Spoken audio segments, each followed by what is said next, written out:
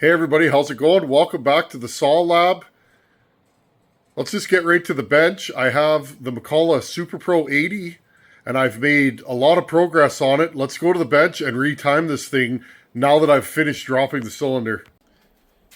Here it is all set up on the bench. Notice there's no gap. Okay, we had a 40 thou gap or so to start with. Okay, now this is really hard to do, friends. You can do it with whatever. Make a mandrel with sandpaper, use a Fordham, a Dremel, sanding drums. This is really hard to do, and you're not going to get it perfect, okay? This side is the easier side to do. This side is about perfect. I am contacting about 90% of the bore here. This side I'm contacting over about 3/4 of it, okay? Now, the main thing is you want this to be cinched down tight. It's hard not to be a little wider here and here on the small one, I find. It's just the way it is, okay? If you really wallow these out and you get too much movement in here, you can always cut it deeper, okay? So less is more. And also, friends, one thing I do know is that these snap rings that go around the bearings, these apply pressure to the bearings. At least they appear to. And I'm going to measure all this after. And I may do one more small cut on the base here, just to get everything really, really cinched down. But for right now, I'm happy. The main thing is, okay, you want this thing to be able to spin over freely. If it spins over freely, you know everything's centered, and this side's really hard, friends. It's hard to not overdo it, because if you have any low spots in certain areas, what ends up happening is you will squish. This is like an aluminum tube right here, friends. Okay. You get like an aluminum tube that ends up pushing down on the bearing, okay? And the bearing's inside there like this. Okay, so any pressure on that, and you will end up with a bearing that doesn't want to spin freely. Okay, now that we've gotten this thing all assembled, well, I got to put a timing wheel back on it, because, well, before we do that, let's get a flywheel on this thing. Remember, our squish before was like over 60 thousandths. Anywhere from 20 to 30 thousandths right now, and I'm a happy man. I'm not going to go too crazy. I don't want to push my luck with this build, because again, you can't really, parts are getting so hard to get for these saws. Thank you to everybody that sent me eBay links for parts. A few of those links I wasn't aware of. A few of them I was. The biggest thing, friends, is yes, you can get parts for these, but I can't justify spending the kind of money that a OEM max cylinder would go for, even a piston, friends. A piston for one of these right now is about 400 US, 350 US, somewhere around there, plus shipping. That seems kind of crazy. I would hate to butcher up those impossible to get parts for porting. Okay, I'm just going to put this through in there before we put our piston stop on. Let's see where our squish is at.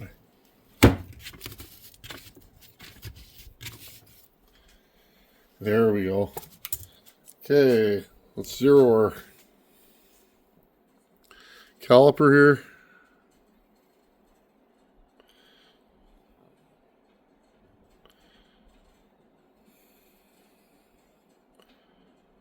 Just like I said, remember I said we're going to end up about 19? Okay, I'm going to leave it at that. I was thinking about maybe going a little deeper and cutting a pop-up, but I'm not sure right now. Let's see. Well, let's talk about, well, I have this thing here. McCullough's. The problems you're going to create when you do this. Problem number one. on your non-electric ignition saws, this bolts to here. Okay? By lowering the cylinder, I made the gap from here to here way tighter. Okay?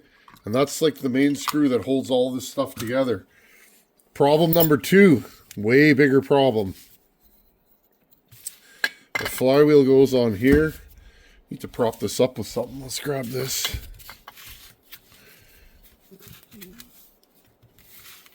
Let's see if we can get this. Okay, your flywheel goes on here.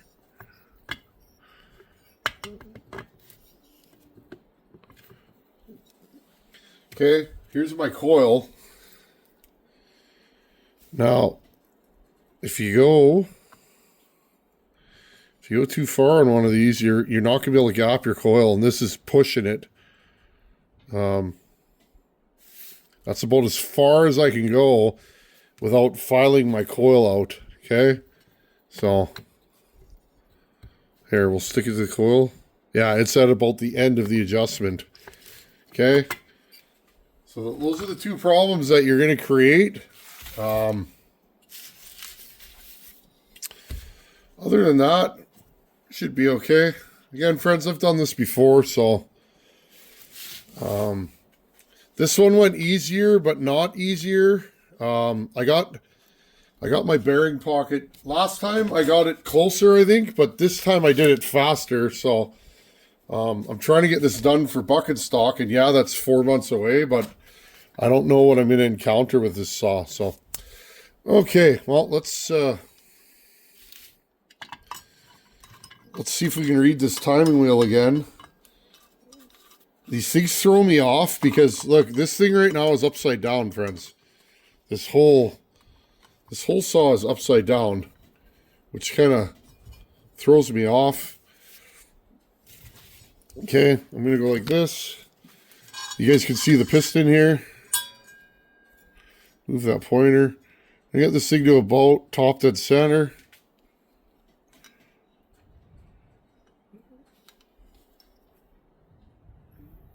Okay, and I'm just gonna hold the crank.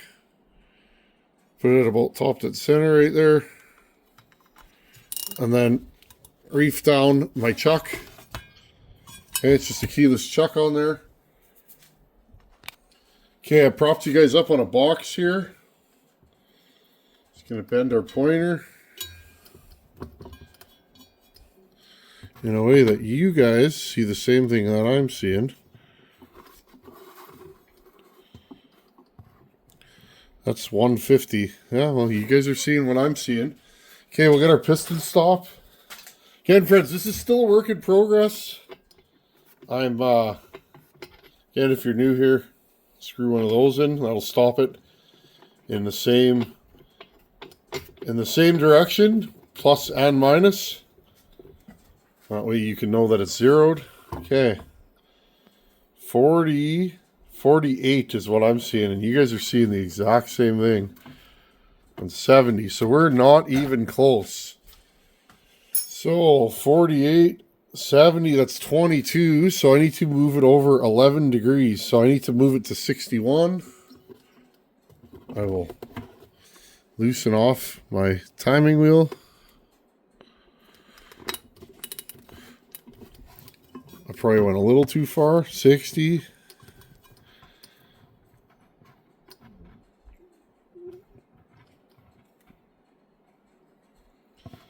61. Oh no, see? I'm reading it backwards again, guys. 61. We need... Let's go back to 60 and just see. Okay, I'm a half a degree off right now. So I think it's going to be about 59 and a half, which is right there. Let's go this way. 59. This is going to be one of those ones that fights me a little bit. 60.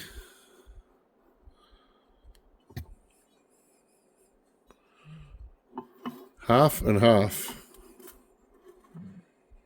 Okay. We're good to go. I'm going to try and keep this flywheel on. Just going to check this a couple times just to make sure. That says 59 right now. What does this say? 59. Okay, we're good. And take my, sorry guys, I got the big tripod out. I'm happy. I'm making progress on this. These kind of projects take a long time and there's always hiccups. Okay, are you guys seeing what I'm seeing?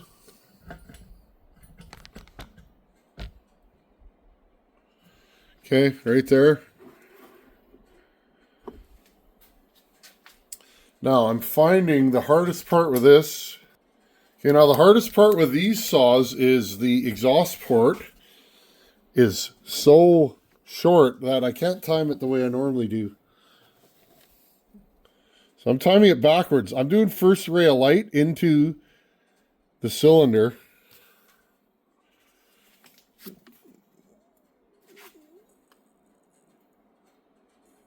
Right there, about right there it opens. Let me look at the exhaust port. 105, 6, 107. The exhaust port is indeed closed. Let's try it the other way. Oh, I can see a little 105. Sorry, friends. Again, keep knocking you. These are hard to time because you can't time it like a normal saw, because a normal saw, I'm seeing light right there. Okay. 105, 106. You guys are not seeing what I'm seeing again.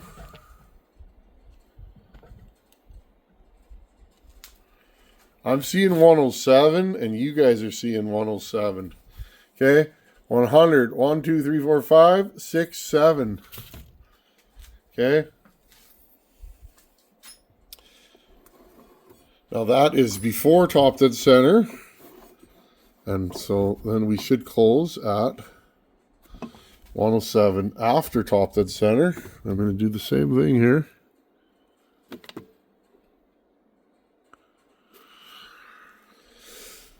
Okay, so that's where we're at. We're at 107. Let's see if I can get you guys exactly there. Right there. 107, okay? So we're 107 after top dead center. Now the other way to do it is take your light, okay, and I'm going to prop my light into my exhaust port, and I'm going to look through this way and look through to the exhaust port.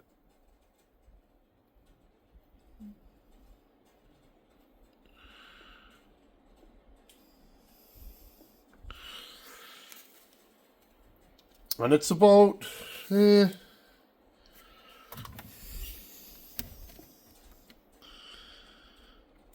might have to confirm this with a ring, friends, but this gives me an idea of where I'm at. Again, same thing, you can go this way. Like I said, Macs are really hard to port.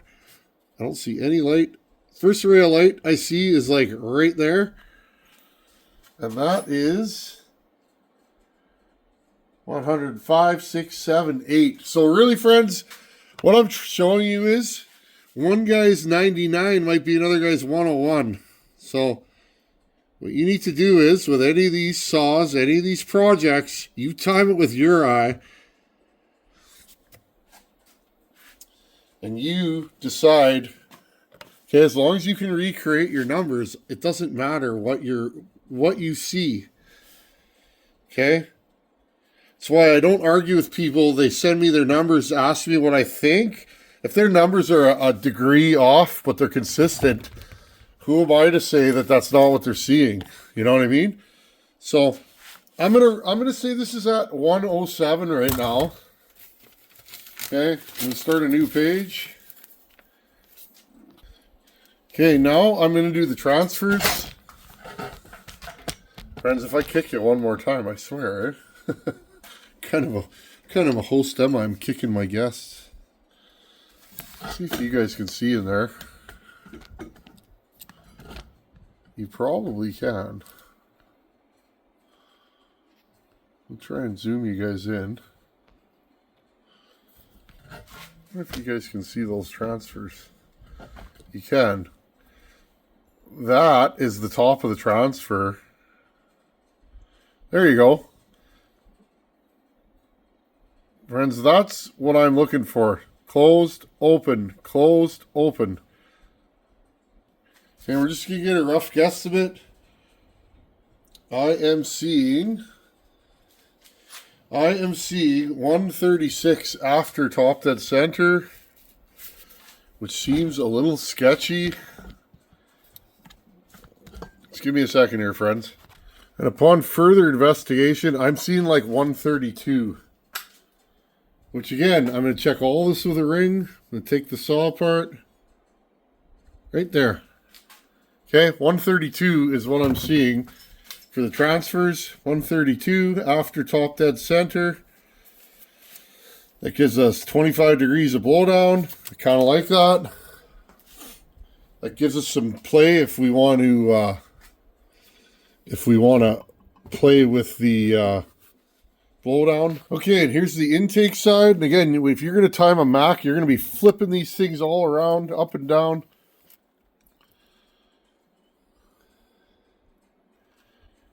Okay, and this is the direction of travel that it moves in. Actually, it goes this way, friends. Okay. Again, I always get turned around. See, open. Closed. And what do we got? I'm seeing 69. 69, and where does it close?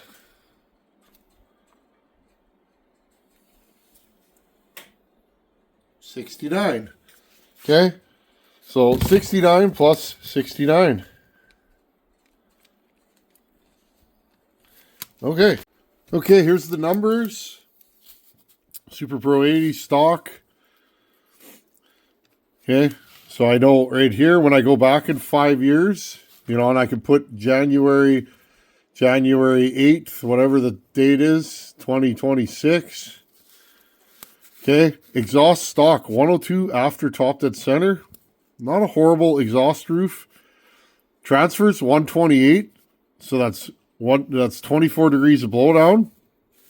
Fairly long blowdown for a Mac. Intake 130 or what did I write down here, friends? Where's my old one?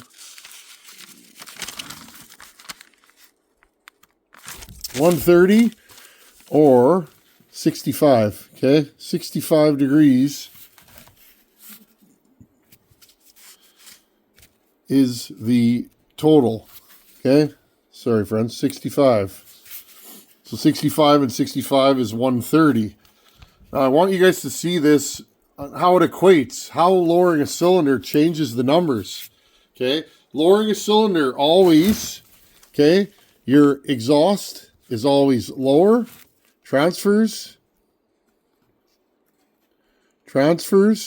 are always lower. Intake will open sooner, meaning it's open longer. Okay?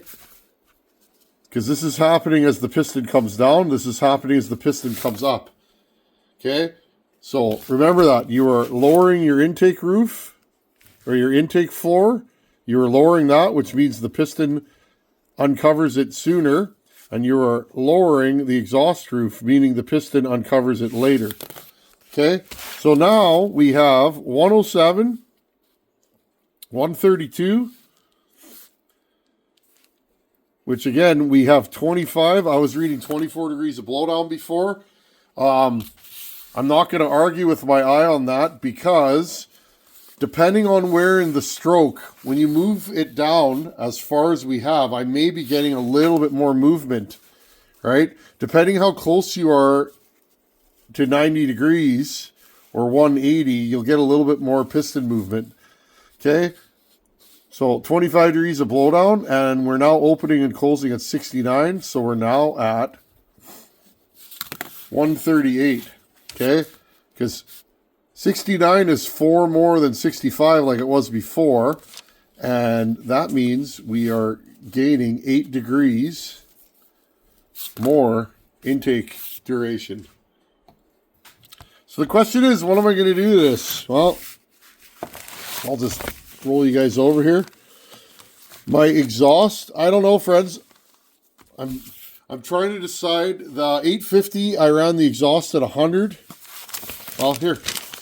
Basically, friends, Bucket was happy with that 850, and I told him I could do more.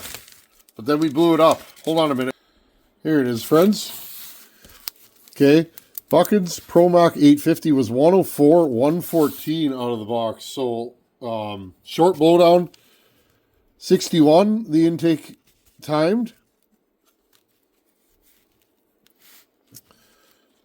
I put a 1010 flywheel on that saw. Ported 100, 114. So we ended up with 14 degrees of blowdown. Okay. Intake timing was 65, which is exactly how this saw timed out of the box. Okay. So we end up with 130 degrees versus 122 stock. I put very, very good. Saw idles fine. Saw idles funny sometimes. Runs good dogged in.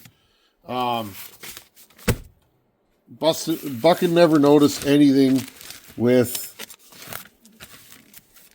He never told me anything about that saw not idling good. So,